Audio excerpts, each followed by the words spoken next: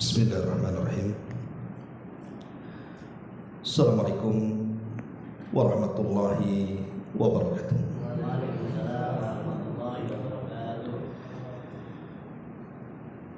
Alhamdulillah, wassalatu wassalamu ala rasulillah wa ala alihi wa sahbihi wa mawalah wa la hawla wa la quwata illa billahi wa ba'd. Alhamdulillah, segala puja dan puji hanya milik Allah subhanahu wa ta'ala. Salawat dan juga salam kita hadiahkan kepada Rasul kita Nabi besar Muhammad sallallahu alaihi wa ala alihi wasallam. Malam ini kembali kita bisa duduk untuk bertalabul ilmi di Musalla Babus Salam. Tentu sebuah nikmat Allah subhanahu wa ta'ala apabila kita memiliki kesempatan untuk duduk di majelis ilmu. Karena Nabi sallallahu alaihi wasallam bersabda dalam sebuah hadis tentang keutamaan orang yang duduk di majelis ilmu itu sama halnya duduk di taman-taman surga. Bahkan semata-mata duduk di majelis ilmu itu sudah bisa menggugurkan dosa. Makanya Nabi SAW apabila selesai menyampaikan ilmu di tengah-tengah para sahabat, kemudian para sahabat hendak pulang, maka Rasul mengatakan, "Qumu maghfuran lakum." Berdirilah kalian karena dosa-dosa kalian sudah diampuni dan keburukan kalian sudah diganti dengan kebaikan.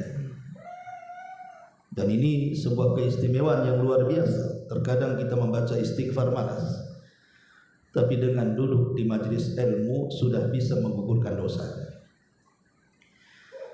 Kajian di malam hari ini sebagaimana yang diminta, kita akan membahas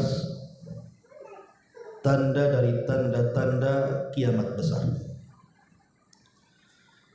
Sebenarnya pembagian tentang tanda-tanda kiamat itu ada tanda-tanda kiamat kecil dan tanda-tanda kiamat besar. Pembagian ini bukan dari Nabi.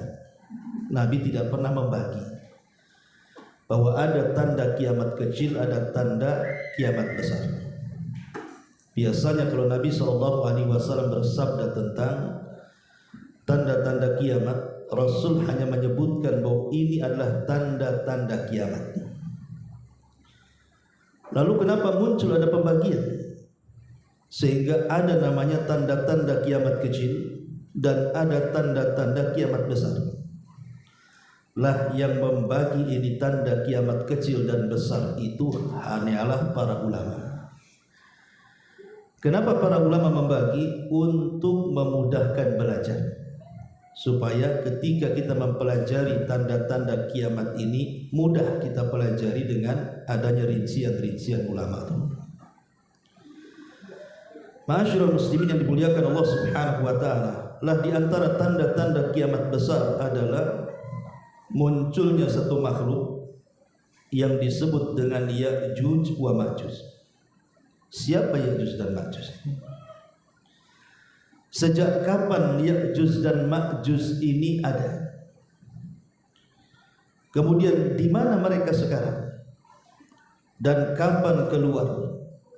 Dan kalau seandainya keluar, apa yang dilakukannya? Dan bagaimana kematiannya? Inilah yang kita akan bahas 1 jam ke depan. Mudah-mudahan kita bisa mengambil ibrah, pelajaran dari kisah Ya'juj dan Ma'juj, karena kisah ini satu di antara qasasul Quran, kisah-kisah Al-Quran. Ma'asyiral muslimin yang dimuliakan Allah azza wa jalla, kalau kita mengkisahkan kisah Ya'juj dan Ma'juj itu tidak lepas daripada satu kisah seorang raja yang namanya disebut dalam Al-Quran. Raja tersebut disebut Dzulqarnain. Pokoknya kalau kisah Ya'juj itu tidak lepas dari kisah Dzulqarnain. Al-Imam Ibnu Katsir rahimahullahu ta'ala menukilkan riwayat dari Imam Mujahid, seorang ahli tafsir. Apa kata Imam Mujahid? Malikul ardi masyriqaha wa maghribaha arba'atu nafarin. Bahwa ada penguasa-penguasa dunia, maksudnya penguasa yang sebagian dunia dikuasainya.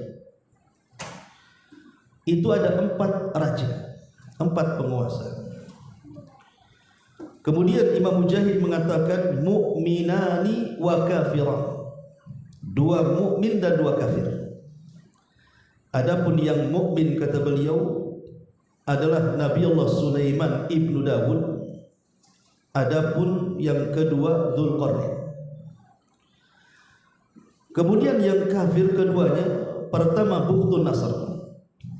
Bukhtun Nasr Raja Babil yang pernah menghancurkan Palestina dan membantai orang-orang Yahudi di zamannya. Dan yang kedua Namrud ibnu Kan'an. Ma'ruf Namrud, kalau cerita kisah Namrud berarti cerita kisah Nabi Ibrahim. Lah di sini kita tahu bahwa posisi seorang raja yang bernama Dzulqarnain ini ada seorang raja yang pernah menguasai dunia. Lalu di zaman siapa Dzulqarnain ini diutus dan menjadi raja? Dalam Fatwa Nur al-Darbi, Al-Imam Ibnu Utsaimin rahimahullahu taala pernah ditanya soal Dzulqarnain. Maka kata Imam Ibnu Utsaimin rahimahullahu taala, dia mengatakan bahwa Dzulqarnain itu hidup di masa Nabiullah Ibrahim. Bahkan dia pernah haji bersama Ibrahim dan juga putranya Ismail. Dan Ibrahimlah yang menjadikan sebab Dzulqarnain itu masuk Islam. Yang memberikan hidayah kepada Dzulqarnain itu adalah Nabiullah Ibrahim. Lah sejak itulah Dzulqarnain berpemahaman seperti pemahaman Nabi Ibrahim, mendakwahkan dakwah tauhid ke ujung barat, timur dan selatan, sebagaimana disebutkan dalam surah Al-Kahfi. Ma'asyiral muslimin yang dimuliakan Allah Azza wa Jalla, baik kita baca ayatnya yang berkenaan dengan kisah Dzulqarnain dan juga Ya'juj wa Ma'juj, baru kita jelaskan kisahnya. Disebutkan dalam surah Al-Kahfi, tepatnya ayat ke-83 sampai 98. Allah Subhanahu wa taala berfirman, yas'alunaka an dzil qarnaini qul sa'atlu 'alaikum minhu dzikra inna makkanna lahu fil ardi wa atainahu min kulli syai'in sababa fa'atba'a sababa hatta idza balagha maghrib asy-syamsi wajadaha taghrubu fi 'ainin hamiyatin wa wajada 'indaha qauman qulna ya dzal qarnain imma an tu'adziba wa imma an tattakhidha fihim husna qala amma man zalama fasawfa nu'adzibuhu thumma yuraddu ila rabbih fayu'adzibuhu adzaban nuqra wa amma man amana wa amila salihan falahu jazaa'al husna wa sanaqulu lahu min amrina yusra thumma atba'a sababa. Mereka bertanya-tanya kepada wahai Muhammad tentang Dzulqarnain, asbab nuzul daripada ayat ini. Jadi orang-orang Yahudi itu memberikan informasi kepada para pembesar musyrik Arab. Kita tahu bahwa ketika Nabi SAW berdakwah di Mekah, banyak tantangan yang dihadapi Nabi kan. Nah, salah satunya adalah Nabi SAW dihadapkan dengan orang-orang Quraisy Lah orang-orang Quraisy ini kan sedemikian rupa menghalang-halangi dakwah Nabi SAW, termasuk juga mengorek-ngorek informasi tentang Nabi. Dengan cara apa? Dengan cara mengutus pembesar mereka untuk bertanya kepada orang-orang Yahudi yang ada di Madinah. Karena orang-orang Yahudi itu dianggap orang-orang cerdas. Maka oleh orang-orang Yahudi diajarkan beberapa soalan. Coba tanya kepada orang yang ngaku Nabi di Mekah itu, maksudnya Rasul, tentang 3 soalan. Kalau dia sanggup menjawab, berarti dia seorang Nabi. Tapi kalau dia tidak bisa menjawab, dustakan kenabiannya. 3 soalan itu: pertama, tanyakan kepada dia tentang sekelompok anak muda yang terjerembab dalam sebuah gua yang kisahnya sangat menakjubkan. Ceritakan mereka. Kemudian yang kedua, soal raja yang berkeliling dunia ke arah timur dan barat, yang mengajak manusia kepada tauhid. Bagaimana kabarnya? Kemudian yang ketiga, tanya kepada dia soal apa itu ruh. Kemudian orang-orang Yahudi pun memberikan kunci jawabannya kepada para pembesar musyrik Arab ini. Pulanglah para pembesar Quraisy ini ke Mekah. Kemudian menemui Nabi SAW. Kemudian mereka menjanjikan kepada Rasul, kalau bisa menjawab 3 soalan berarti engkau Nabi dan kami akan beriman, katanya. Tapi kalau engkau tidak bisa menjawab, berarti engkau bukan seorang Nabi dan kami akan mendustakan kenabian. Saking senangnya Rasul, kalau bisa menjawab 3 soalan itu, mereka akan beriman. Nabi pun mengatakan, baik, saya akan jawab pertanyaan kalian. Dan Rasul lupa mengucapkan insya Allah. Harusnya Rasul mengucapkan insya Allah. Kemudian soalan-soalan tadi diberikan kepada Nabi SAW. Kata Rasul, baik, besok jawabannya. Maksudnya besok jawabannya karena Nabi SAW tidak mungkin menjawab kecuali dengan wahyu. Tak mungkin Rasul asal jawab. Ketika keesokan harinya Rasul tidak dapat jawaban karena Jibril tidak turun. Itulah bahayanya orang kalau tidak mengucapkan insya Allah tuh. Nabi saja bisa bermasalah tuh. Makanya kita kalau menjanjikan sesuatu itu katakan insya Allah, jangan iya atau tidak. Karena namanya sebuah peristiwa itu tidak lepas dari kehendak Allah. Hari kedua Jibril pun tidak turun sampai hari ke-14. Jibril juga tidak turun. Maka orang-orang Quraisy ini makin yakin bahwa dia adalah nabi palsu. Kalau dia seorang nabi kan punya jawaban. Maka sesaklah dada Nabi SAW. Maka tepat di hari ke-15 Jibril baru turun memberitahu jawabannya. Kemudian Nabi SAW senang. Akhirnya Rasul pun menghadap orang-orang musyrik yang bertanya kepadanya. Dari sinilah turun surah Al-Kahfi di sini. Kemudian Allah katakan, wa yas'alunaka an dzil qarnaini. Mereka bertanya-tanya kepada Muhammad tentang siapa Dzulqarnain itu. Katakanlah wahai Muhammad, aku akan bacakan kepadamu cerita tentang Dzulqarnain. Sesungguhnya kami telah memberi kekuasaan kepadanya di muka bumi ini, dan kami telah memberikan kepadanya jalan-jalan untuk mencapai segala keinginannya. Maka dia pun menempuh satu jalan hingga apabila dia telah sampai ke tempat terbenam matahari. Berarti terbenam matahari ke arah mana? Ke arah barat. Perjalanan pertama Dzulqarnain itu ke arah barat. Ingat, satu-satunya raja yang jarang duduk di singgasana itu Dzulqarnain. Sampai menurut riwayat Abdullah ibn Abbas radhiyallahu anhu, jadi Dzulqarnain itu melakukan perjalanan dakwah ke barat sampai ke timur sampai ke utara itu selama 500 tahun lamanya.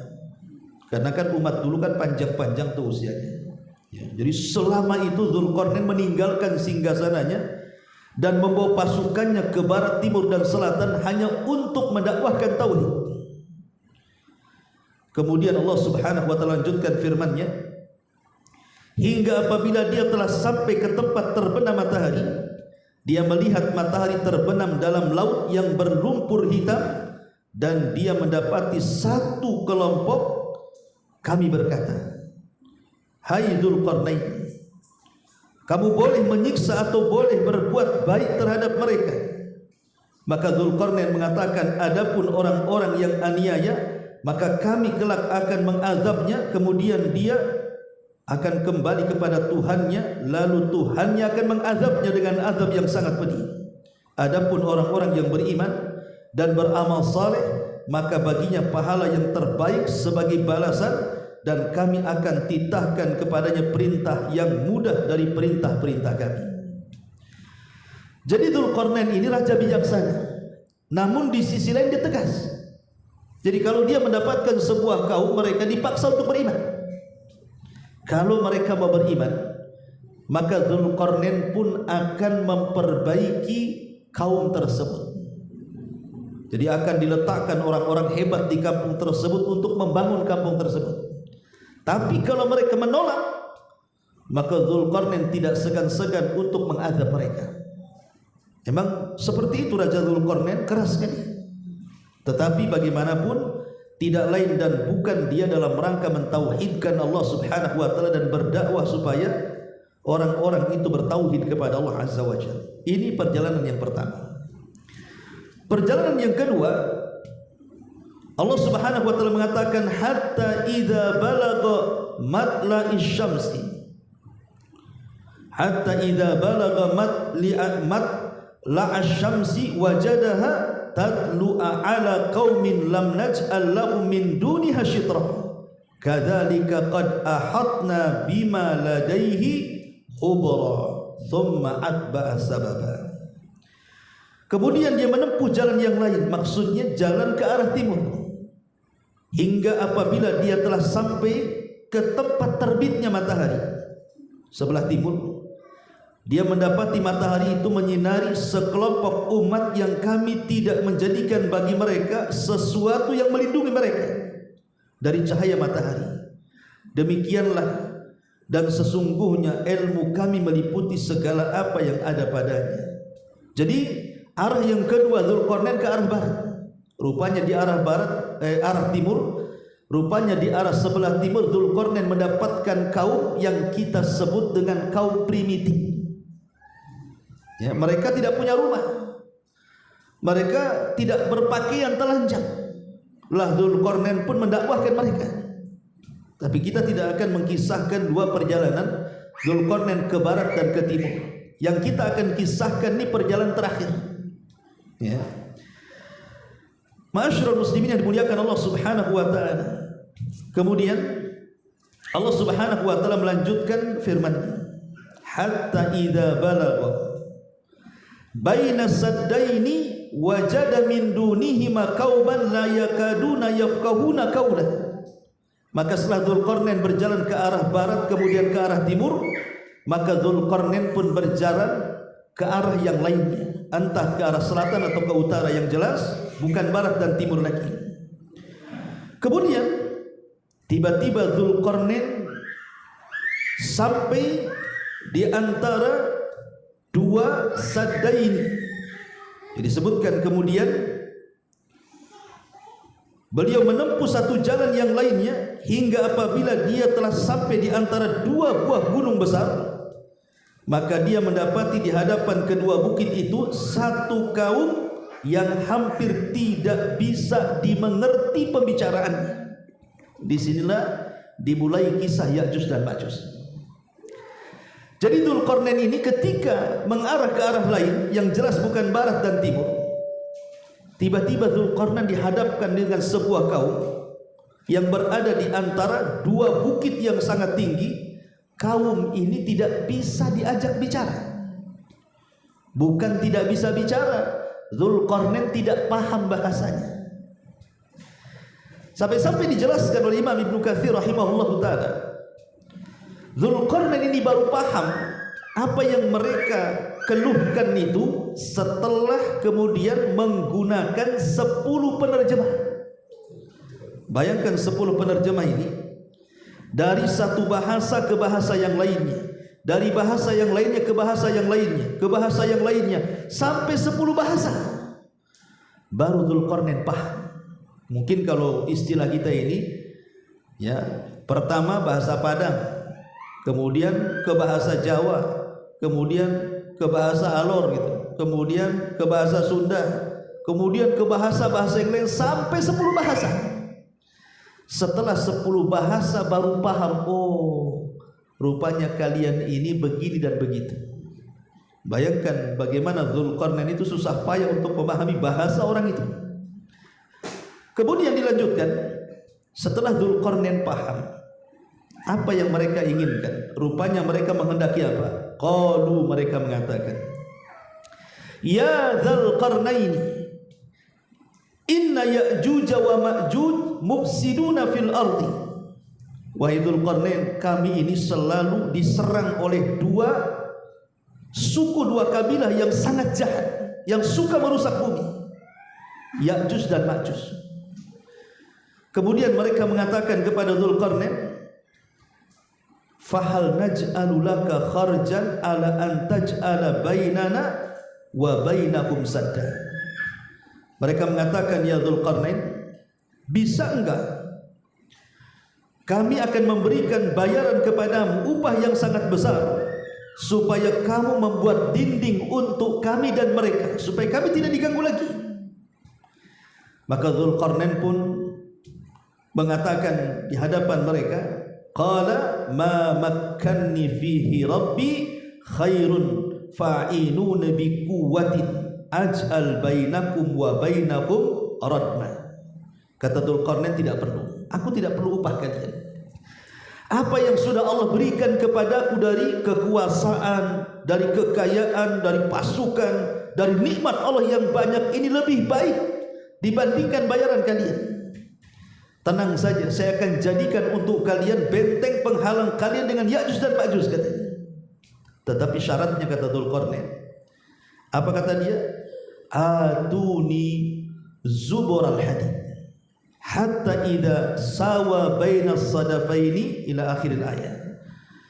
Kemudian kata Dzulqarnain, yang jelas bantulah aku, kata Dzulqarnain, agar kalian menyiapkan besi-besi tembaga. Maksudnya Dzulqarnain meminta kepada mereka itu menyiapkan besi-besi tembaga itu. Maksudnya Dzulqarnain ingin membuat benteng betul-betul dari besi tembaga yang kokoh, supaya Ya'juj dan Ma'juj tidak bisa naik memanjat dan tidak bisa melobangi. Dan subhanallah, disinilah terjadi perselisihan para ulama tentang kehebatan Dzulqarnain membuat benteng sehingga Ya'juj dan Ma'juj tidak bisa menghancurkannya. Ini kan sebuah mukjizat namanya. Makanya kemudian para ulama berselisih pendapat tentang siapa Dzulqarnain ini. Apakah dia seorang nabi ataukah dia bukan seorang nabi? Kalau memang dia seorang nabi, berarti mukjizatnya mampu membuat benteng yang tidak bisa dijebol sampai kiamat. Baru Allah izinkan benteng itu dijebol setelah mendekati kiamat, kan? Kalau dia seorang nabi. Kalau dia bukan seorang nabi, berarti itu bentuknya karamah. Karena ada sebuah riwayat, Nabi SAW pernah ditanya soal Dzulqarnain ini. Maka Nabi SAW mengatakan, saya tidak tahu. Kata Nabi SAW, ma adri Dzulqarnaini anabiyan am kana la. Saya tidak tahu, kata Rasul, apakah Dzulqarnain seorang nabi atau bukan. Makanya kemudian para ulama seperti Al-Imam Ibnu Utsaimin dan yang lainnya mengatakan bahwa Dzulqarnain itu bukan seorang nabi, tapi dia rajulun saleh. Dia adalah orang yang saleh, seorang penguasa yang saleh yang diberikan oleh Allah Subhanahu wa taala karamah yang banyak.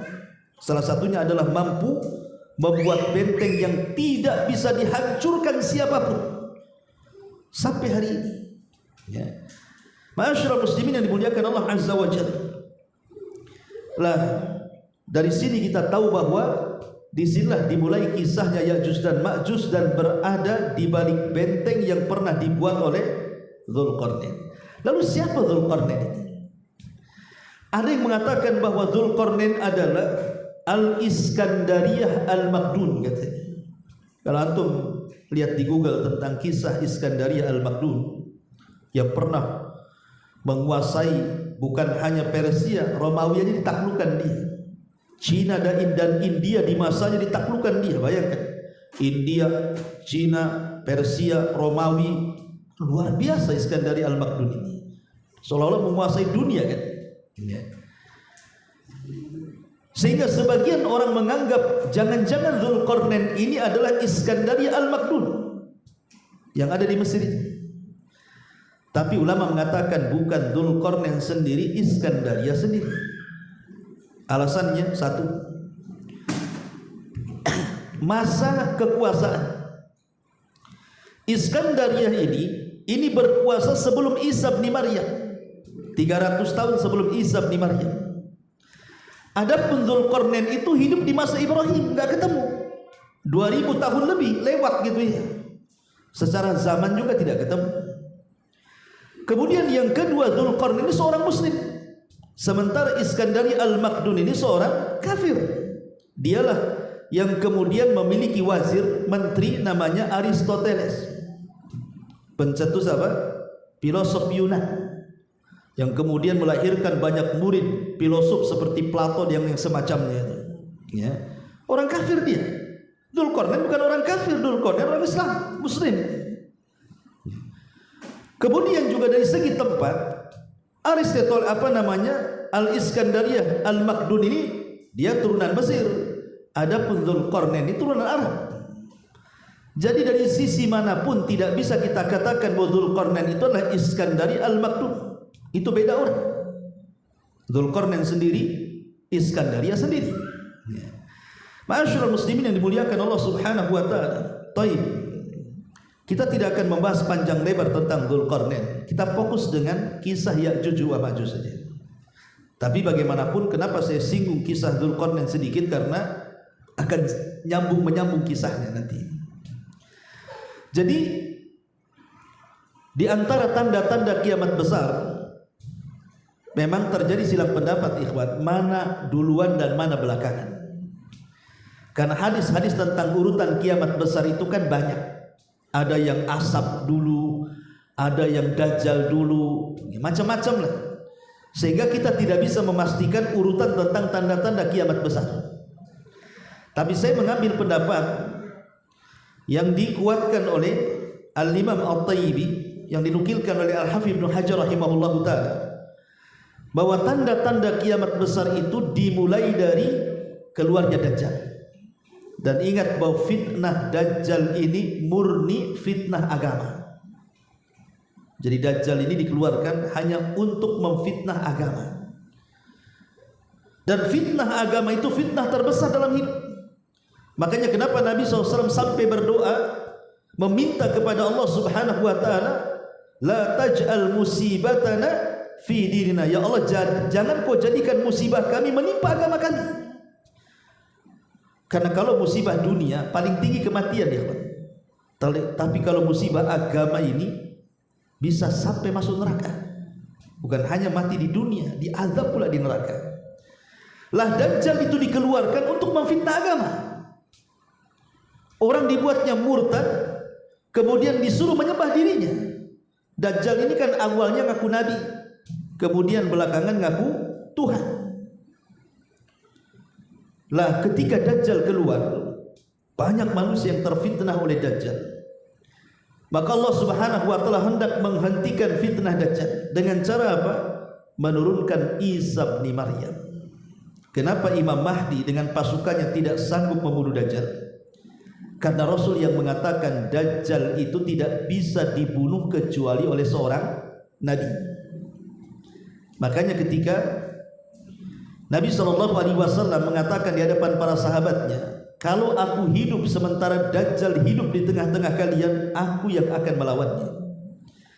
Yang jadi masalah adalah ketika aku sudah mati, Dajjal pula ada di tengah kalian, maka masing-masing kalian akan menghadapinya dan kalian tidak akan sanggup menghadapinya. Makanya kemudian hikmahnya Isa bin Maryam, kenapa sampai hari ini belum mati? Satu-satunya nabi yang disisakan Allah dan tidak meninggal sampai hari ini adalah Isa bin Maryam.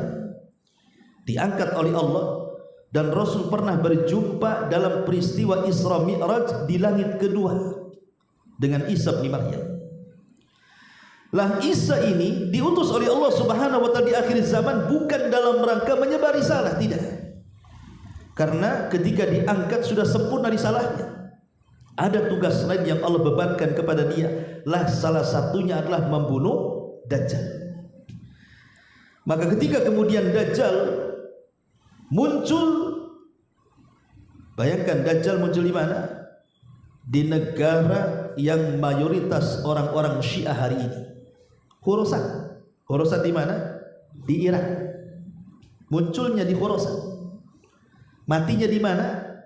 Di negara yang mayoritas banyak orang-orang Yahudi di situ. Israel. Di situ ada Babilon, sebuah kota. Dajjal mati di situ.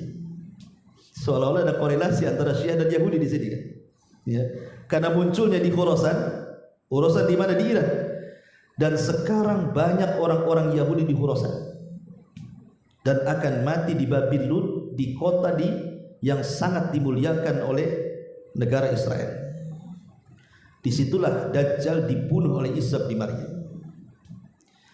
Setelah kemudian fitnah Dajjal ini berakhir karena peperangan dimenangkan Isa bin Maryam dan kaum muslimin sudah bahagia dengan kematian Dajjal, bahkan mereka bisa melumpuhkan tentara Dajjal karena seluruh makhluk bumi berbicara. Jadi kalau ada orang kafir Yahudi sembunyi di balik batu itu, batu akan bicara, "Hei muslim, bunuh nih orang kafir, dia ada di belakang saya," katanya. Kalau dia sembunyi di pohon, pohon bicara. Pokoknya sembunyi di mana saja, maka makhluk Allah bicara, kecuali satu pohon yang tidak mau bicara, namanya Gharqad, yang hari ini ditanam besar-besaran oleh orang-orang Israel Zionis Yahudi itu. Bocor hadis ini ke mereka, sehingga mereka menanam besar-besaran pohon Gharqad tadi. Lah, setelah Dajjal meninggal, tidak lama kemudian kaum muslimin diuji lagi oleh Allah Subhanahu wa taala. Tiba-tiba benteng Ya'juj wa Ma'juj jebol. Sebenarnya dalam sebuah hadis Nabi sallallahu alaihi wasallam bersabda, diriwayatkan dari Zainab bintu Jahsh. Jadi satu hari Nabi sallallahu alaihi wasallam di waktu fajar itu pernah kaget, terperanjat. Kemudian dia mengatakan, "La ilaha illallah, wailun lil arabi min syarrin qad iqtarab," kata Rasul. La ilaha illallah, celaka bangsa Arab karena kejelekan telah dekat kepada mereka. Kemudian kata Rasul, "Futihal yauma min radmi Ya'juj wa Ma'juj." Kata Rasul, hari ini dinding penghalang Ya'juj dan Ma'juj telah terbuka seperti ini. Kemudian Nabi SAW melingkarkan kedua jarinya, ibu jari dan telunjuknya. Kata Rasul seperti ini.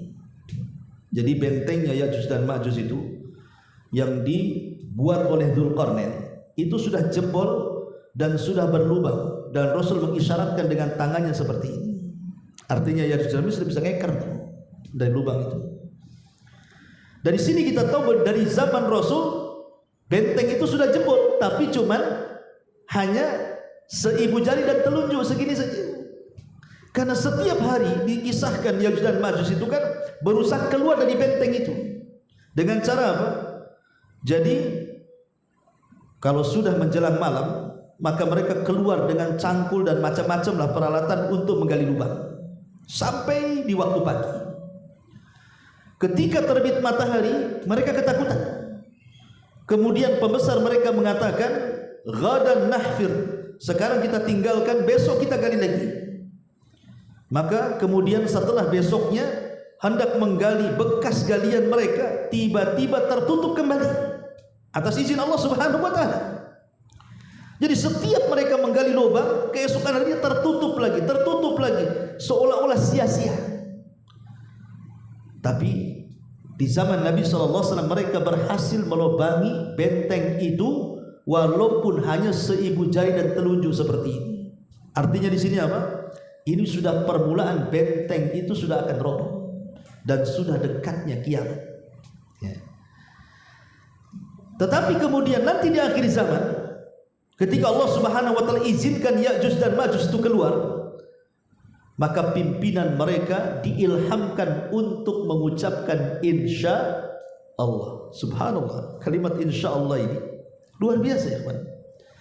Jadi pemimpin Ya'juj dan Ma'juj mengatakan ketika sudah digali, kemudian terbit matahari mereka istirahat, apa kata pemimpinnya? Nahfiru ghadan insya Allah. Dalam hadis yang saya disebutkan, besok kita akan gali kembali insya Allah. Jadi diilhamkan mengucapkan kalimat insya Allah. Subhanallah, atas izin Allah setelah pembesarnya mengucapkan kalimat insya Allah, jebol benteng itu. Dan Allah Subhanahu wa taala menyebutkan fi kulli hadabin yansilun. Mereka keluar dari benteng itu seperti air bah yang turun dari ketinggian saking banyaknya itu. Ma'asyiral muslimin yang dimuliakan Allah Azza wa Jalla. Lalu siapa Ya'juj dan Ma'juj ini? Imam Ibnu Katsir menyebutkan dalam kitabnya Bidayah wa Nihayah. Ada yang mengatakan bahwa Ya'juj dan Ma'juj itu manusia sama dengan kita, cuman dia satu bapak dengan kita, lain ibu. Artinya apa? Kata beliau, Ibnu Katsir menukilkan pendapat ini, dan pendapat ini diambil dari pendapat Abu Zakaria An-Nawawi, tapi beliau juga melemahkannya. Jadi Adam ini satu hari dia ihtalam. Ihtalam itu mimpi basah, ya, mimpi melakukan hubungan dalam mimpinya sampai mengeluarkan sperma. Tiba-tiba kemudian sperma Adam ini jatuh ke bumi. Lah sperma yang jatuh ke bumi ini tiba-tiba kemudian menjadi membuahi. Jadilah Ya'juj dan Ma'juj. Jadi Ya'juj dan Ma'juj itu satu bapak dengan kita Adam, tapi beda ibu. Kalau kita kan ibunya Hawa, kalau Ya'juj dan Ma'juj itu ibunya tanah. Itu maksudnya. Jadi ibunya itu tanah itu. Tapi sekali lagi ini pendapat tidak berdasar, dilemahkan banyak ulama karena tidak ada dalilnya. Ini diambil dari kisah Israiliyat, ya. Tapi pendapat yang kuat bahwa Ya'juj dan Ma'juj itu sama dengan kita. Sebagaimana Imam Ibnu Katsir juga kemudian menjelaskan dalam kitab yang sama Bidayah wa Nihayah itu bahwa Ya'juj dan Ma'juj sama dengan kita, satu bapa dan satu ibu. Dia turunan Adam dan turunan Hawa. Ikhwan, ketika di masa Nabi Nuh alaihi salatu wassalam, Allah Subhanahu wa taala kirim azab kepada kaum Nuh yang kufur dengan mengirim banjir bandang disertai tufan. Yang banjir itu kemudian meluluhlantakkan semua daerah dan tidak ada yang selamat kecuali yang ada di perahu Nuh. Makanya lihat hari ini bencana di Padang itu, ngeri kan banjir itu, sampai 4 kecamatan 3 kabupaten itu lahap dia kan. Sampai hari ini banyak korban belum dicari kan. Lihat bagaimana kalau banjir itu datang, ngeri kan azabnya. Lah di zaman Nabi Nuh itu Allah Subhanahu wa taala mengirim banjir bandang yang luar biasa. Tidak ada yang selamat satu pun. Persis seperti permintaan Nuh alaihi salatu wasallam yang berdoa kepada Allah, la tadhar alal ardi minal kafirin dayyara. Ya Rabb, jangan kau tinggalkan satu jiwa kafir pun yang hidup di bumi gitu. Betul, Allah tidak sisakan satu jiwa pun setelah tragedi banjir itu. Yang selamat hanya ada di perahu. Makanya Allah mengatakan wa ja'alna dzurriyyatahu humul baqin. Kami jadikan turunan Nuh itulah yang selamat. Ya, dan Allah juga mengatakan di dalam Al-Qur'anul Karim surah As-Saffat tadi wa ja'alna dzurriyyatahu humul baqin, dan kami selamatkan keturunan manusia itu hanya dari turunan Nuh alaihi salam saja. Lah kebetulan yang di perahu itu tidak ada orang lain kecuali putra-putra Nuh yang beriman. Nuh itu kan punya 4 putra. Pertama Kan'an, dia kafir, ikut agama ibunya, mati kena azab. Bahkan ketika mau ditolong oleh Nuh juga nggak mau, dia lebih baik naik ke gunung, tapi juga tidak tertolong, tenggelam juga dia. Sehingga yang selamat cuma 3, Ham, Syam, dan Yafis. Inilah 3 putra Nuh ini yang melahirkan manusia sejak zaman itu sampai hari ini, bahkan sampai kiamat dibangkitkan. Semua manusia hari ini, mau di barat, mau di timur, mau di utara, mau di selatan, mau di benua manapun, itu turunan dari 3 orang itu.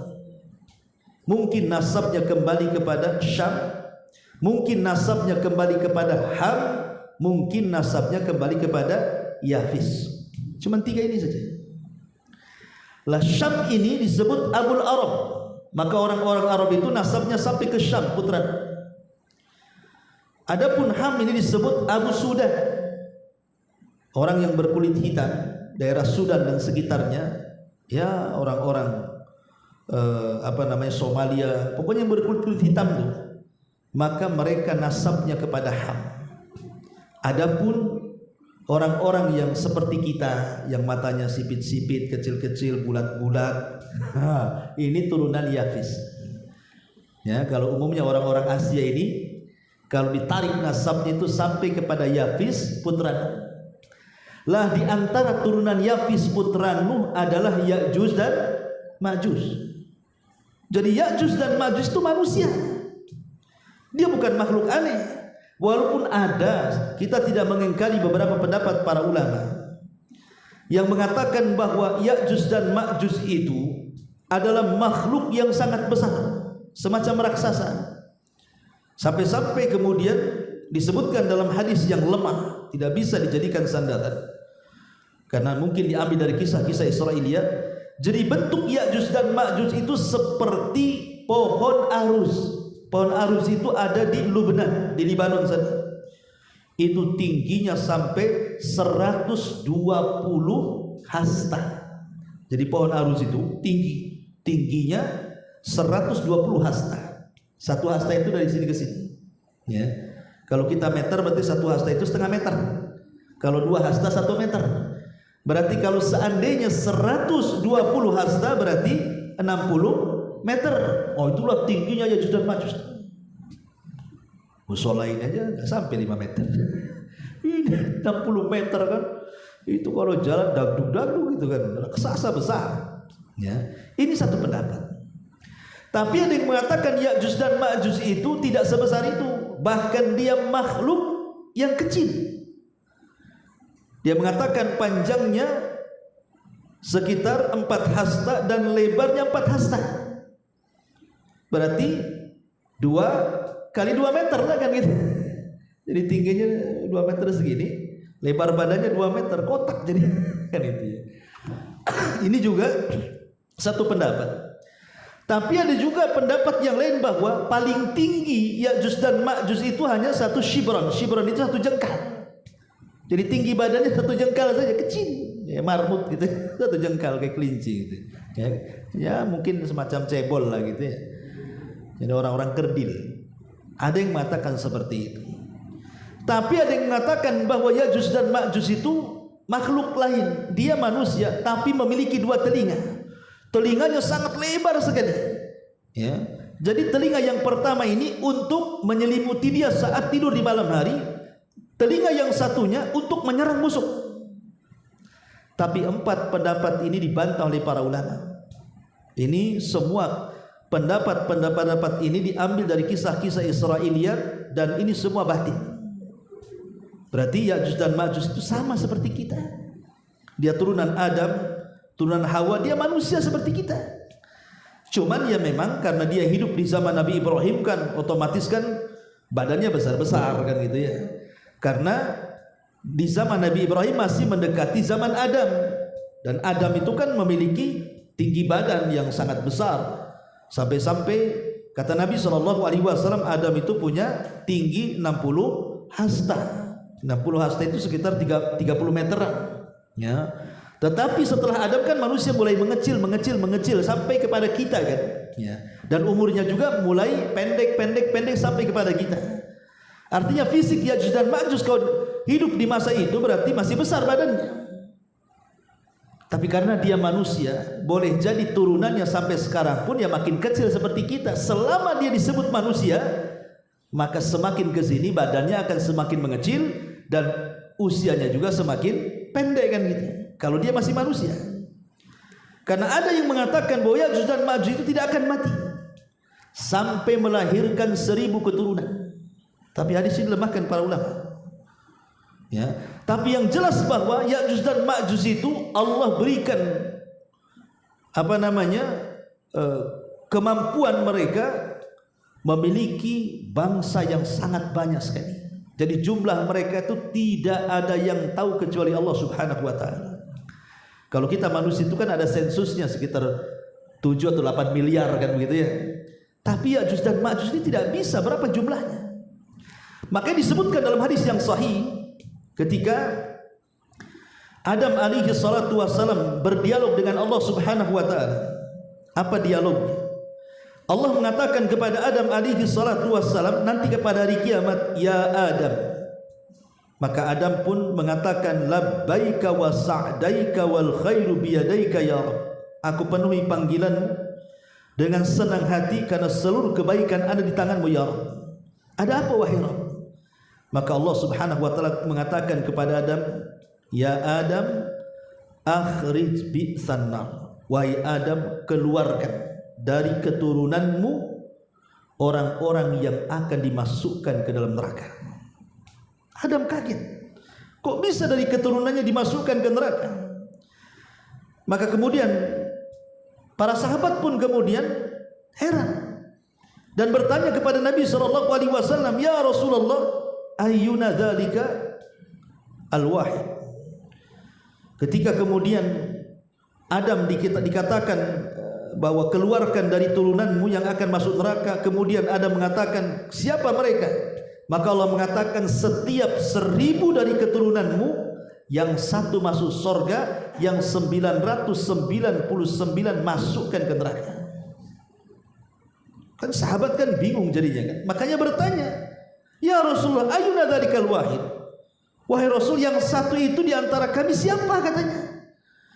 Maka Nabi SAW mengatakan, abshiru fa inna minkum wahidan wa min Ya'juj wa Ma'juj alfan. Kemudian Rasul mengatakan, berbahagialah kalian, yang satu itu dari kalian, yang 1000 itu dari Ya'juj dan Ma'juj. Artinya yang satu diambil dari 1000, berarti jumlah Ya'juj dan Ma'juj itu 999 berbanding 1. Jadi satu dari kita, 999 dari mereka. Kalau 10 dari kita, ya kalikan saja 999 kali 10, berarti jumlah mereka itu jauh lebih banyak dibandingkan jumlah kita maksudnya. Makanya Rasul sampai mengatakan, kalian sangka jihad sudah terputus? Tidak, kata Rasul. Jihad itu tetap ada sampai kalian mendapatkan sebuah kaum yang tidak bisa kalian perangi dan tidak bisa kalian bunuh. Apa maksudnya? Ya'juj dan Ma'juj. Bagaimana cara merangi? Jumlahnya sekian banyak, 1 lawan 999 pula. Cemana kan menang coba? Antum dikeroyok 30 orang aja belur. Dikeroyok 999 sebentar aja mati kan gitu ya. Makanya kata Rasul, kaum yang tidak bisa diperangi. Jangan kita orang biasa. Nabi Musa alaihi salatu wassalam sampai difirmankan oleh Allah Subhanahu wa taala, disebutkan dalam hadis itu. Apa kata hadis yang sahih yang dikeluarkan oleh Nawas ibn Sam'an radhiyallahu anhu? Idza hauhallahu ila Isa, ketika Allah mewahyukan kepada Isa bin Maryam di akhir zaman, inni qad akhrajtu ibadan li la yadani li ahadin bi qitalihim. Sesungguhnya aku telah mengeluarkan hamba-hambaku, tidak ada seorang pun dari mereka yang sanggup mengalahkannya. Maksudnya Ya'juj dan Ma'juj. Faharriz ibadi ila Tur. Selamatkan hamba-hambaku wahai Isa, sembunyi di bukit Tur. Coba bayangkan, Isa saja yang bisa membunuh Dajjal tidak sanggup memerangi Ya'juj dan Ma'juj. Disuruh sembunyi di Bukit Tur. Kenapa ke arah bukit? Karena Ya'juj dan Ma'juj mereka trauma untuk naik ke atas bukit. Trauma dengan apa? Dengan penjara yang pernah dibuat oleh Dzulqarnain. Mereka tidak akan naik. Makanya disuruh sembunyi di ketinggian. Lah Ya'juj dan Ma'juj berusaha kemudian mengepung mereka, tapi mereka tidak naik. Mereka trauma untuk naik gunung. Makanya Isa bin Maryam pun dengan kaum muslimin yang tersisa sembunyi di atas Bukit Tur sampai mereka kelaparan. Sampai-sampai dikisahkan dalam hadis yang sahih, kepala kerbau itu lebih berharga dibandingkan dirham dan dinar, saking kelaparannya. Ya. Ma'asyiral muslimin yang dimuliakan Allah Subhanahu wa taala. Lah Ya'juj dan Ma'juj itu dikenal sebagai umat yang sangat sombong, ikhwan. Sangat bengis, sangat jahat, dan dia umat perusak. Sampai-sampai dikisahkan oleh banyak para ulama ketika beristimbat dengan ayat dan hadis-hadis yang sahih. Jadi kerusakan Ya'juj dan Ma'juj itu apabila dikeluarkan oleh Allah Subhanahu wa taala, dia akan merusak segalanya, merusak alam, akan menghancurkan apapun yang ada di depannya. Sampai kelompok yang pertama, jadi ketika benteng Ya'juj dan Ma'juj itu jebol, maka yang pertama kali mereka keluar, mereka melewati Danau Tiberias. Danau Tiberias, Buhairah, ya. Ma'ruf danau itu kan sekarang kan berbentuk sungai, banyak airnya, ya. Banyak airnya Danau Tiberias itu. Lah ketika Ya'juj dan Ma'juj sampai di danau itu, maka mereka minum semuanya sampai kering. Bayangkan, danau sebesar itu sampai kering, sehingga yang terakhir datang sudah nggak dapat lagi minum di situ. Pokoknya kalau ada bangunan dihancurkannya, kalau ada pohon-pohonan dimakannya, dihancurkannya, kalau ada manusia dibantai, bahkan sebagian para ulama mengatakan bangkai manusia yang dibunuh Ya'juj dan Ma'juj dimakannya. Jadi dia manusia kanibal. Naudzubillah. Jadi siapapun yang di luar rasnya akan dihancurkannya. Dan ingat, Ya'juj dan Ma'juj itu kemana-mana karena jumlahnya banyak. Dia menguasai bumi, ya. Sampai-sampai kemudian saking banyaknya mereka dan kehancuran yang luar biasa yang ditimbulkannya, ketika merasa bahwa makhluk bumi dari kalangan manusia sudah dibantainya, mulai mereka congkak dan sombong. Kemudian mereka menatap langit dan mengatakan, qatalna man fil ardi sanaqtuluhu man fis sama. Kata, kami sudah membunuh orang-orang yang di bumi, sekarang yang di langit ku bantai juga. Coba sombong. Bumi ini kecil, langit ini besar, dan makhluk yang ada di langit itu para malaikat. Satu malaikat saja tidak bisa dihadapi Ya'juj dan Ma'juj. Siapa? Malakul maut. Siapa yang bisa menghadapi malakul maut? Itulah kesombongan Ya'juj dan Ma'juj itu. Dia mau membantai makhluk yang ada di langit. Coba gimana caranya? Tapi Allah Subhanahu wa taala adalah zat pembuat makar terbaik. Wa makaru makran wa makarna makran wallahu khairul makirin. Silahkan kalian buat makar, tapi Allah pun punya makar dan Allah sebaik-baik makar. Akhirnya Ya'juj dan Ma'juj mengarahkan tombak panah mereka, batu-batu mereka dilempar ke langit. Subhanallah. Allah membuat makar, disedot itu panah, tombak, senjata yang mereka lempar ke langit sampai menembus awan. Kemudian dikembalikan lagi panah dan tombak-tombak mereka ke bumi. Kemudian di ujung-ujung panah dan tombaknya itu seolah-olah ada darah yang menempel di situ. Jadi seolah-olah mereka sudah membunuh orang-orang yang di langit, katanya. Lihat, tombak dan panah kami penuh berlumuran darah, berarti mereka sudah terbantai. Sombong, ya. Ma'asyiral muslimin yang dimuliakan Allah Subhanahu wa taala. Lah kesombongan inilah yang mengakibatkan akhirnya Ya'juj dan Ma'juj diazab oleh Allah Subhanahu wa taala. Ada sebuah ayat yang mengatakan, wa ma kunna mu'adzibina hatta nab'atsa rasulan. Kami tidak mungkin mengadab sebuah kaum sampai diutus rasul kepada mereka. Lah Ya'juj dan Ma'juj itu kan hidup di balik benteng, entah berentah di mana. Kita tidak tahu Rasul sampai enggak kepada mereka dari kalangan Nabi dan Rasul. Kenapa Allah azab? Padahal Allah mengatakan kami tidak mungkin mengadab sampai diutus Rasul. Maka dijawab oleh para ulama bahwa sudah sampai sebenarnya ajaran para Rasul terdahulu kepada Ya'juj dan Ma'juj. Cuma mereka tidak beriman dan ditakdirkan masuk neraka atas lisan Nabi SAW.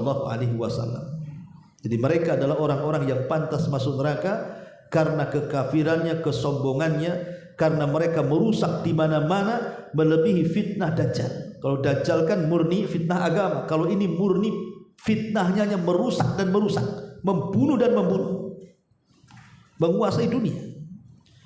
Maka dari sinilah Isa bin Maryam yang berada di atas bukit Tur itu berdoa kepada Allah, meminta agar Allah Subhanahu wa taala menghentikan kerusakan Ya'juj dan Ma'juj ini. Akhirnya Allah mengijabah doa Isa bin Maryam dan doa kaum muslimin yang berada di bukit Tur itu. Dari sinilah Allah Subhanahu wa taala mulai mengadab mereka. Dengan cara apa? Subhanallah. Apakah mengirim para malaikat kemudian membantai mereka, ataukah mengirim bencana berupa banjir ataupun gempa atau yang lainnya, atau mengirim binatang-binatang buas untuk menghancurkannya? Tidak. Yang Allah kirim makhluk yang sangat kecil. Bayangkan, untuk merontokkan kesombongan Ya'juj dan Ma'juj. Apa makhluk yang kecil? Naghaf. Naghaf itu semacam ulat. Ulat yang biasa masuk di hidung kerbau atau kambing, yang kalau masuk merusak badannya kemudian mati. Coba, makhluk yang kuat, merasa sombong dan congkak, bisa kalah dengan seekor ulat. Begitulah Allah merontokkan kesombongan. Ulat di mana-mana, menjadi wabah ulat di mana-mana. Dan tidak ada satupun Ya'juj dan Ma'juj kecuali masuk ulat di lubang hidungnya. Subhanallah. Disebutkan dalam hadis yang sahih, kematian Ya'juj dan Ma'juj itu serentak. Jadi satu mati, mati semua. Coba. Bukan hari ini, besok ini, minggu depan ini, enggak. Pokoknya satu mati, mati semua. Begitulah Allah Subhanahu wa taala apabila berkehendak, idza arada syai'an an yaqula lahu kun fayakun. Allah kalau menghendaki sesuatu jadi. Ya. Jadi Allah Subhanahu wa taala hanya mengutus ulat, bayangkan. Tidak mengutus harimau, tidak mengutus buaya, tidak mengutus binatang-binatang buas, tidak, hanya mengutus ulat. Sama ketika kalau kita berkisah tentang kisah tentang Sabah, negeri Sabah, yang dalam Al-Quran dikisahkan Sabah itu seperti surga di zamannya. Negeri Sabah itu yang ada di Yaman dihancurkan oleh Allah Subhanahu wa taala dengan apa? Dengan tikus. Jadi Allah kirim tikus untuk merusak bendungan, tapi tikusnya besar, sebesar kucing. Ya mungkin tikus got lah ya. Dan zaman dulu kan bendungan bukan kayak sekarang pakai semen, pakai batu. Kalau digerogoti tikus ya hancur lah itu gigi tikus tuh kan itu. Kalau dulu kan buat bendungan kan pakai kayu, ya kan? Habis digerogoti. Namanya bendungan, kalau satu kayu jebol ya jebol semua lah. Kalau sudah ada celah air masuk, mudah itu air itu untuk menjebol bendungan. Jebol bendungan Satma Arib itu. Akhirnya melantakkan negeri Sabah, coba bayangkan. Karena kesombongannya Allah kirim tikus. Sama dengan Raja Abraha yang hendak menyerang Ka'bah kan. Allah kirim apa? Burung laut yang disebut dengan ababil. Entah dari mana datangnya tuh. Ya. Tiba-tiba menghancurkan Abraha kan.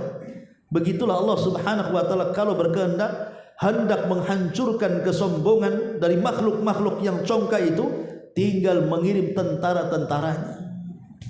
Dan tentara Allah ini semua makhluk bisa dijadikan tentaranya. Ya. Maka Ya'juj dan Ma'juj mati dibunuh oleh ulat naghaf. Yang namanya makhluk ataupun Ya'juj dan Ma'juj kan jumlahnya banyak, ikhwan. Ya setiap satu jengkal ada bangkainya lah kan gitu. Bandingannya 1 banding 999. Apa enggak di mana-mana tuh bangkainya tuh. Sampai-sampai dijelaskan dalam hadis yang sahih bagaimana bersyukurnya para binatang itu, dengan kematian Ya'juj dan Ma'juj itu. Kenapa? Karena binatang-binatang khususnya pemakan bangkai itu mereka senang, bersyukur kepada Allah, dapat makanan banyak kan begitu ya. Sampai binatang-binatang ya pokoknya pemakan bangkai lah, harimau, macan, hyena atau apa atau burung, senang mereka, bersyukur kepada Allah, banyak makanan mereka sampai gemuk-gemuk. Tapi karena Isa bin Maryam khawatir ini akan menjadi wabah di mana-mana, maka dia berdoa kepada Allah supaya Allah membuang bangkainya. Maka dikirimkan dalam hadis yang sahih burung sebesar unta, kemudian mengambil jasad itu, semua jasad Ya'juj dan Ma'juj yang ada di permukaan bumi daratan itu, entah dibuang ke mana, ke lautan mana, sampai betul-betul bersih. Ya namanya yang membuang burung ya sebersih-bersihnya membuang bangkai masih ada sisanya lah, tidak mungkin gak ada sisanya, entah darahnya, entah kotorannya, entah apanya, kan masih ada sisanya kan. Makanya Isa berdoa kembali agar Allah membersihkan bumi dengan sebesar-besarnya, dengan sebersih-bersihnya, diturunkanlah hujan yang sangat besar, kemudian banjir di mana-mana. Lah banjir inilah yang membawa sisa-sisa bangkainya Ya'juj dan Ma'juj sampai bumi betul-betul steril. Dari situlah Allah Subhanahu wa taala jadikan bumi itu subur dan makmur, seolah-olah seperti awal diciptakannya. Sampai-sampai dijelaskan pohon delima itu buahnya ya, itu cangkangnya kalau dibelah 10 orang bisa masuk ke dalam cangkangnya. Sebagian besarnya buah satu buah. Jadi satu buah itu kalau dibelah 10 orang lo bisa masuk ke dalam cangkangnya. Jadi kalau buah durian ya 10 orang masuk ke cangkang nggak habis tadi kita makan dalam cangkang durian itu. Jadi disuburkan oleh Allah Azza wa Jalla, dipenuhi dengan berkah. Makanya sampai Rasul beruntunglah orang-orang yang hidup di masa Isa bin Maryam gitu. Karena Allah berkahi. Lah ketika itu kemudian Isa bin Maryam akhirnya memaksa orang-orang yang masih di luar Islam untuk masuk ke dalam Islam yang selamat. Kalau tidak maka dibunuh, dipaksa untuk masuk Islam. Karena ketika itu tidak ada jizyah lagi, tidak ada lagi upeti-upetian. Yang ada kau masuk Islam, kalau tidak kau perangi. Sampai akhirnya banyak orang-orang ahli kitab kalangan Yahudi dan Nasrani yang masuk ke dalam Islam karena dakwahnya Isa bin Maryam. Kemudian Isa pun sebelum matinya dia sempat melaksanakan haji. Kemudian setelah melaksanakan haji, ada yang mengatakan 7 tahun setelahnya, maka Isa pun wafat dan dipanggil oleh Allah Subhanahu wa taala. Baru datanglah seorang laki-laki dari Habasyah Ethiopia namanya Dzu Suwaikataini membawa pasukan kemudian menghancurkan Ka'bah sampai rata dengan tanah setelah kematian Isa bin Maryam. Ma'asyiral muslimin yang dimuliakan Allah Subhanahu wa taala, pertanyaannya, di mana benteng Dzulqarnain itu? Di mana? Ya. Dahulu di zaman Daulah Abbasiyah. Daulah Abbasiyah ini daulah yang berdiri setelah Daulah Bani Umayyah. Dan Daulah Bani Umayyah itu berdiri setelah hilangnya kekhilafaan Ar-Rasyidah. Kan para khulafa Ar-Rasyidin meninggal, baru terbentuk Daulah Umayyah. Runtuhnya Daulah Umayyah, naik Daulah Abbasiyah, kan begitu, sampai terakhir Daulah Utsmaniyah. Nah di zaman Daulah Abbasiyah itu ada seorang khalifah namanya Al-Wathiq. Al-Wathiq dia bermimpi. Dalam mimpinya dia dikagetkan bahwa benteng Ya'juj dan Ma'juj itu jebol. Itu dia bermimpi dan itu berkali-kali mimpinya, sehingga membuat kekhawatiran sang khalifah. Dan kisah ini disebutkan oleh Ibnu Katsir dalam kitabnya Bidayah wa Nihayah, itu disebutkan kisah ini. Jadi Khalifah Al-Wathiq ini akhirnya mengutus tentara yang sangat banyak untuk melakukan pencarian di mana benteng Ya'juj dan Ma'juj itu. Dikirim pasukan banyak. Ya. Akhirnya pasukan yang dikirim oleh Daulah Abbasiyah ini atas perintah Khalifah Al-Wathiq ini, mereka pun menyebar kemana-mana. Ada yang mengatakan pencarian benteng itu sampai memakan waktu 2 tahun. Jadi selama 2 tahun ini pasukan Khalifah Abbasiyah ini, pasukan Khalifah Al-Wathiq ini mencari kemana-mana. sampai pada waktunya mereka pun sampai kepada tujuan. Mereka pun sampai kepada tujuan di depan benteng yang pernah dibangun Dzulqarnain. Tapi masalahnya benteng itu tidak bisa dipanjat dan dijaga oleh para prajurit yang ada di dekat situ. Sehingga akhirnya ketika pasukan melihat bahwa benteng itu masih kokoh, masih berdiri tegak dan tidak hancur, tidak seperti mimpi sang khalifah, akhirnya pasukan ini kemudian pulang kembali. Tapi masalahnya Imam Ibnu Katsir ketika menyebutkan kisah ini tidak bersanad. Tidak ada sanadnya, hanya disebutkan kisahnya begitu saja. Dan tidak disebutkan pasukan Abbasiyah ini sampai di mana, letak benteng itu di mana. Ya. Sehingga menjadi polemik para ulama kan. Ada yang mengatakan bahwa benteng itu maksudnya adalah benteng Cina, tembok Cina. Karena ketika ada beberapa yang roboh dari tembok Cina itu rupanya ada kandungan bajanya. Berarti sesuai dengan apa yang ada dalam Al-Quran. Berarti kalau yang dimaksud tembok itu tembok Cina, berarti Ya'juj dan Ma'juj itu ya orang Cina. Kan gitu. Tapi pendapat ini dibantah oleh sebagian ulama. Tidak benar. Karena benteng Ya'juj dan Ma'juj itu tidak bisa dihancurkan. Terbuat dari tembaga. Kalau ini kan terbuat dari bata-batu yang disusun. Kalau di rudal saja bisa hancur kalau benteng Cina. Kalau ya benteng Ya'juj dan Ma'juj kan tidak bisa dihancurkan kecuali Allah yang berkehendak kan itu. Berarti tidak benar kalau benteng itu adalah tembok Cina dan Ya'juj dan Ma'juj itu orang Cina. Apalagi banyak juga orang Cina yang muslim sekarang kan gitu. Ya. Kemudian yang kedua, ada yang mengatakan bahwa dan yang berpendapat seperti ini adalah sebagian orang seperti Sayyid Qutb. Nah itu mereka memang berpendapat seperti ini. Terus sekali lagi dibantah oleh para ulama bahwa tidak benar kalau tembok Cina itu adalah Ya'juj dan Ma'juj. Tapi ada juga yang mengatakan tentang tembok Ya'juj dan Ma'juj ini. Jadi ada yang mengatakan itu berada dekat dengan daratan Cina, tapi ke arah selatan atau utara, wallahu a'lam. Karena ada yang mengatakan bahwa benteng ini terletak di daerah Armenia, Azerbaijan, yang sekarang mungkin disebut daerah Georgia, dekat-dekat daerah sana lah kan. Tapi kan ini hanya ijtihad para peneliti, ikhwan. Syekh bin Baz rahimahullahu taala ketika ditanya tentang masalah Ya'juj dan Ma'juj, dia hanya mengatakan min jihati syarqi, min jihati syarqi. Pokoknya dia sebelah timur. Maksudnya sebelah timur itu dari kota Madinah. Jadi kalau antum berada di kota Madinah, sebelah timur sana. Sebelah timurnya sampai di mana? Wallahu a'lam, kan itu. Syekh bin Baz yang mengatakan seperti itu. Ya. Tapi yang jelas bahwa diketahui atau tidak tempat tembok Dzulqarnain yang memenjarakan Ya'juj dan Ma'juj itu bagi kita tidak penting. Yang penting adalah kita beriman dengan Al-Quran bahwa Ya'juj dan Ma'juj itu ada. Apakah mereka berada di atas bumi atau di bawah bumi? Wallahu alam. Dan benteng yang dibangun oleh Dzulqarnain juga ada. Tempatnya di mana? Wallahu alam. Kita yakini ada.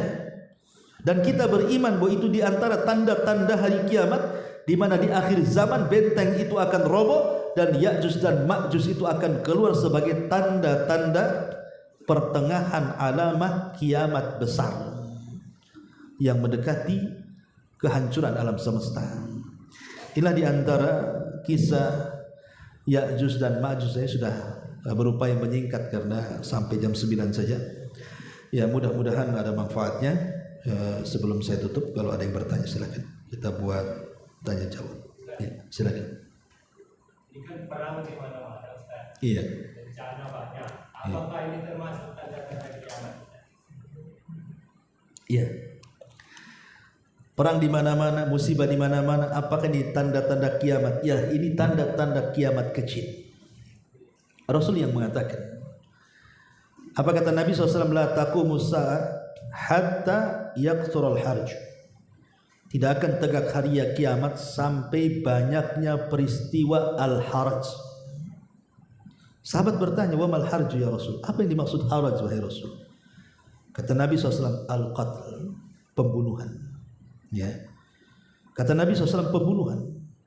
Dan dalam hadis yang lain sampai pembunuhan ini la yadri al-qatil fima qatal wal maqtulu fima qutil. Yang membunuh bingung kenapa bisa membunuh, yang dibunuh makin bingung kenapa aku bisa dibunuh. Ya bayangkan.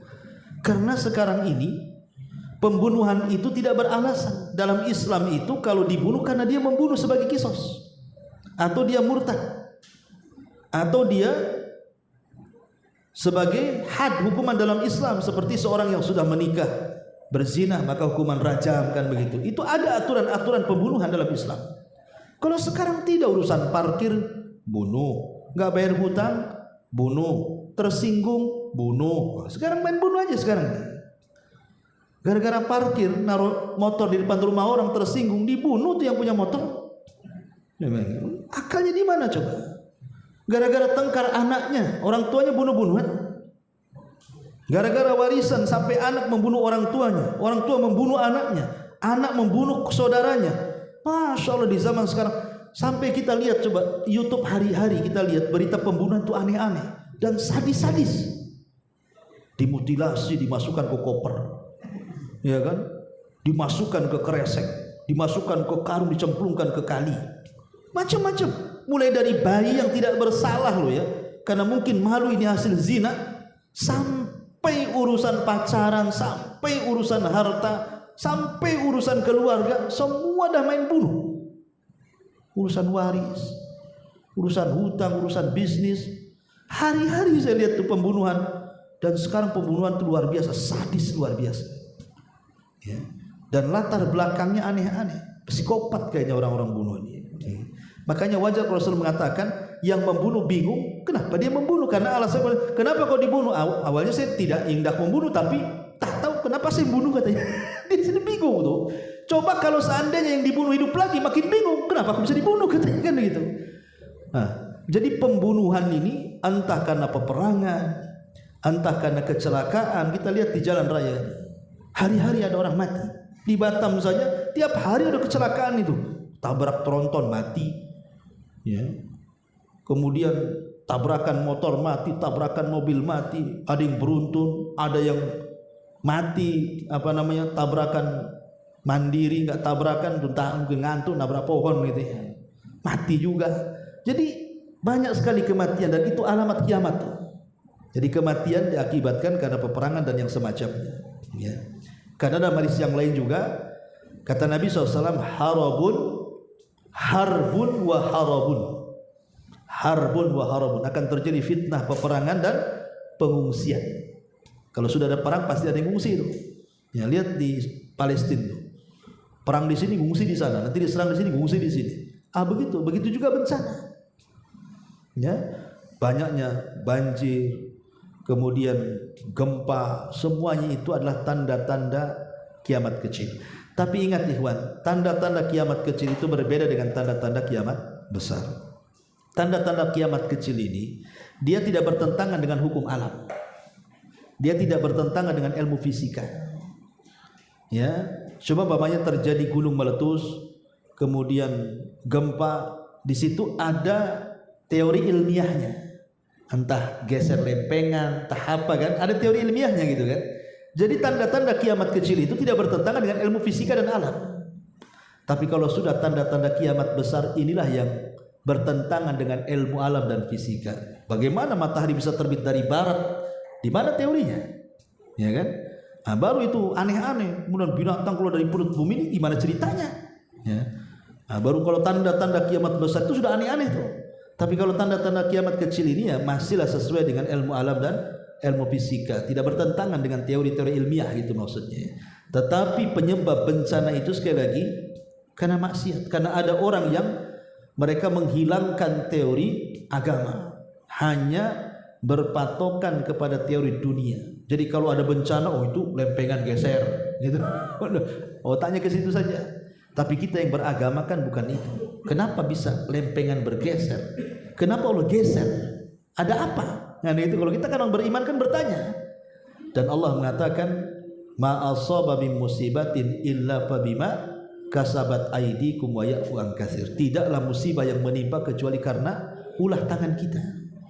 Jadi kalau ada musibah di mana-mana pasti di situ ada maksiat. Makanya Umar sampai mengatakan ketika terjadi gempa di Madinah, apa kata Umar? Kalau sampai gempa datang 2 kali, aku tidak mau satu atap dengan kalian. Pasti kalian ada yang bermaksiat, kata Umar. Bayangkan Umar sampai ngomong begitu. Ya. Jadi intinya bahwa itu semua adalah tanda-tanda kiamat, tapi itu tanda-tanda kiamat kecil, bukan tanda-tanda kiamat besar. Wallahu a'lam. Ya, saya kira cukup, mudah-mudahan ada manfaatnya. Subhanakallahumma bihamdika asyhadu an la ilaha illa anta astaghfiruka wa atubu ilaik. Allahu ta'ala alam. Assalamualaikum warahmatullahi wabarakatuh.